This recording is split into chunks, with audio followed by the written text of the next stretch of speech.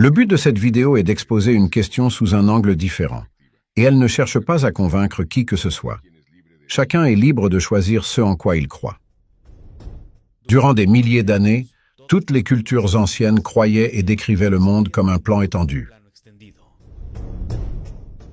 Leur cosmologie et cosmogonie variaient légèrement, mais leur géographie et leur astronomie étaient en général très similaires. La Terre sans mouvement ni courbure, comme un plan immobile, bien sûr avec l'orographie, avec des montagnes, des vallées, etc.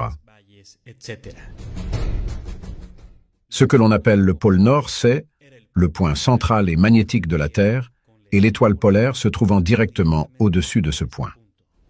Polaris est la seule étoile stationnaire dans le ciel, et toutes les autres étoiles et constellations tournent, chaque nuit en cercle parfait, au-dessus de la Terre. Les étoiles sont divisées en deux catégories, les étoiles fixes et les étoiles vagabondes.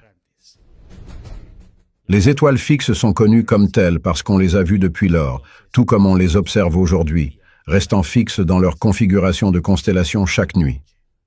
Année après année, siècle après siècle, sans que leur position relative ne change. Les étoiles errantes, que nous connaissons aujourd'hui sous le nom de planètes, ont été ainsi nommées, parce qu'elles ont été observées se déplaçant à travers les cieux dans les temps anciens, et comme aujourd'hui. Adoptant leur propre schéma unique semblable à ceux d'un spirographe, effectuant des mouvements de va-et-vient autour de la Terre au cours de ces cycles. Le Soleil et la Lune sont alors considérés comme étant de la même taille, et tournant au-dessus et autour de la Terre, comme le montre le symbole chinois du Yin et du Yang. Pour les anciens, le Soleil et la Lune étaient beaucoup plus proches de la Terre qu'on ne le dit aujourd'hui, et chacun brillait de sa propre lumière opposée. Celle du Soleil était chaude et dorée, asséchante, conservatrice et antiseptique. Et celle de la Lune était froide, argentée, humide, putride et sceptique. Le Soleil et la Lune effectuent tous les ans un cycle alterné de voyages en spirale autour de la Terre, en se déplaçant sur ce que nous appelons les tropiques et l'équateur, qui sont des chemins ou des cercles sur la Terre. La Lune a une trajectoire annuelle similaire, tournant au-dessus et autour de la Terre, mais sa vitesse ne change jamais, de sorte qu'elle peut être observée selon sa latitude le matin, l'après-midi ou le soir. Donc pour les anciens, la Terre et l'étoile polaire étaient les deux points centraux et immobiles de l'univers, c'est-à-dire tout ce qui est observable, autour desquels tournaient le Soleil, la Lune et les étoiles, apparemment vus comme un dôme, autour de chaque observateur. Certaines cultures croyaient à l'existence d'un dôme, d'une coupole, ou d'un firmament solide et physique auquel les étoiles étaient attachées.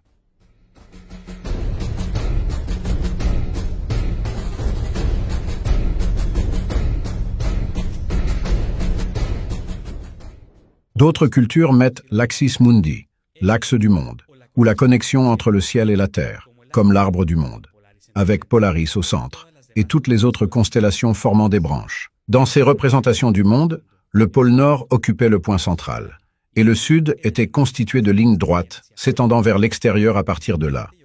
L'Est et l'Ouest n'étaient pas des lignes droites, comme on le dit aujourd'hui, mais des cercles, comme toutes les lignes de latitude et les trajectoires des corps célestes.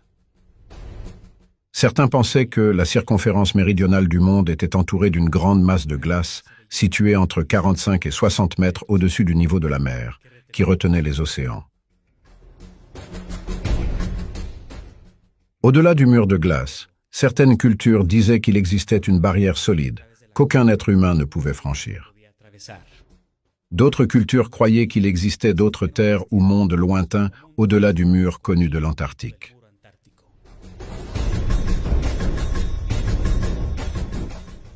Actuellement, depuis un demi-siècle, il existe un traité international sur l'Antarctique, qui interdit toute exploration indépendante de l'Antarctique. Vous ne pouvez vous rendre que dans certaines régions de l'Antarctique, avec des visites guidées préalablement approuvées, et c'est aussi très cher. Aucune exploration indépendante n'est autorisée dans cette partie du monde. Des marins ont été surpris en train d'explorer l'Antarctique, Mais ils ont été menacés avec des armes, refoulés, condamnés à une amende puis emprisonnés pour avoir violé le traité international. C'est pour cette raison que personne n'a la possibilité de confirmer ce qui se trouve dans ces endroits situés aux extrémités les plus méridionales du monde. Mais il y a eu d'anciens explorateurs qui ont mentionné et décrit le mur de glace entourant la Terre. C'est donc confirmé. Nous pouvons également confirmer que Polaris est la seule étoile qui reste fixe dans le ciel et que les autres se déplacent autour d'elle. On peut également observer que le Soleil et la Lune ont la même taille et tournent au-dessus et autour de nous, dans les cycles quotidiens. Tout comme les anciens pouvaient l'observer, la trajectoire annuelle du Soleil part en réalité du tropique du Capricorne, au solstice d'hiver, de l'équateur à l'équinoxe de printemps, du tropique du Cancer au solstice d'été, puis retour à l'équateur à l'équinoxe d'automne. Et enfin retour au tropique du Capricorne au solstice d'hiver. Aussi ce qu'on voyait dans l'Antiquité, sur la lumière du Soleil et de la Lune, peut être confirmé aujourd'hui. Et nos sens nous permettent de constater que le monde est immobile, et que l'horizon reste toujours parfaitement plat et étendu à perte de vue. Que vous soyez ou non au niveau de la mer, au sommet d'un gratte-ciel ou de l'Everest, ou depuis un avion ou une montgolfière à 30 km de hauteur. L'horizon reste droit et s'élève toujours à la hauteur de l'observateur. Dans un monde selon le modèle sphérique, quand nous nous élevons, l'horizon restera toujours au même endroit et il faudrait pencher la tête vers le bas, pour voir que l'horizon descend et se courbe. Pour de nombreuses personnes, il est surprenant de constater qu'il n'existe aucune expérience scientifique permettant de démontrer le mouvement supposé de la Terre ainsi que sa courbure, ou que le contraire a été prouvé, c'est-à-dire qu'il n'y a pas de mouvement. Beaucoup prétendent que nous ne ressentons pas le mouvement de la Terre en rotation sur son axe, car, comme on le dit, la même chose se produit lorsqu'une mouche vole librement à l'intérieur d'une voiture ou d'un train qui roule à grande vitesse. Ou qu'on peut être à l'intérieur d'un avion qui vole à 860 km/h sans ressentir la vitesse et marcher à l'intérieur sans problème. Et il mentionne que c'est dû à l'inertie.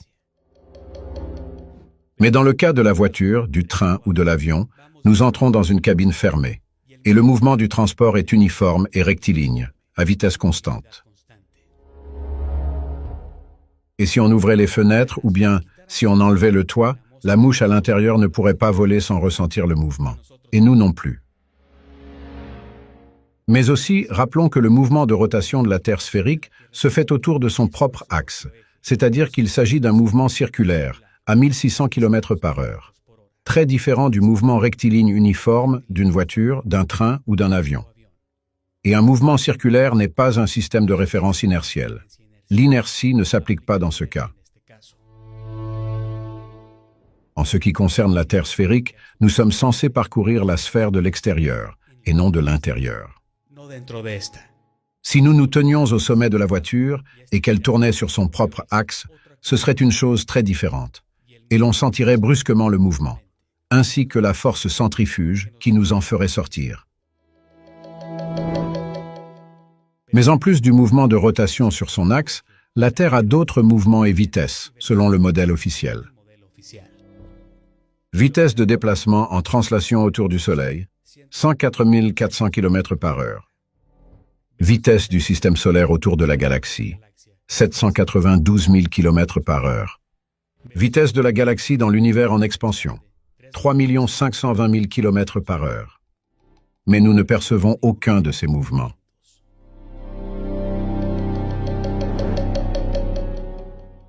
Et il y a aussi la question du décollage des avions.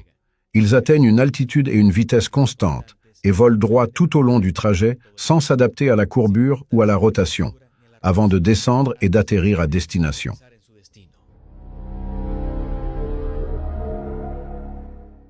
En 1903, le thème du transport aérien a commencé. Et s'il avait été inventé à l'époque de Copernic, il aurait détruit l'hypothèse d'une Terre sphérique en rotation, bien avant le décollage.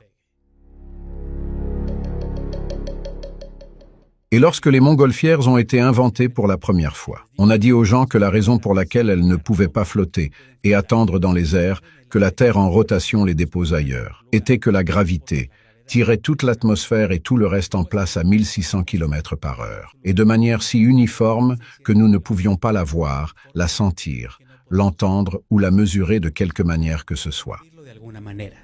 Cependant, autrefois la technologie des avions a évolué pour pouvoir voler à des vitesses comparables à la rotation supposée de la Terre. Il est devenu évident que la Terre et son atmosphère ne pouvaient pas tourner constamment, à 1600 km par heure d'ouest en est. L'atmosphère est composée de différents gaz, de différentes densités, à différentes altitudes. L'atmosphère entière et toutes ses couches ne peuvent pas tourner à la même vitesse. Chaque couche a une densité différente et se situe à une altitude différente. Les couches supérieures devraient aller plus vite que les couches inférieures pour suivre le mouvement supposé de la Terre. Si la Terre tournait constamment vers l'est à une vitesse de 1600 km par heure, les durées de vol des avions en direction est et en direction ouest seraient très différentes. Si un avion de ligne commerciale moyen voyage à une vitesse de 800 km par heure, il s'ensuit que les vols équatoriaux en direction ouest devraient atteindre leur destination à une vitesse environ 3 fois supérieure, comme leur vol retour vers l'est. Cependant, en réalité, les différences dans les durées de vol est-ouest se résument généralement à quelques minutes, et rien de comparable à ce qui se passerait avec une sphère qui tourne à 1600 km par heure.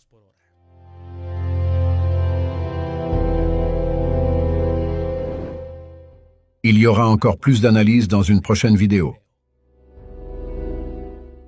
Que penses-tu de ce sujet? Si te gustó el video, suscríbete a Nov, compártelo y no te pierdas los futuros videoreportajes.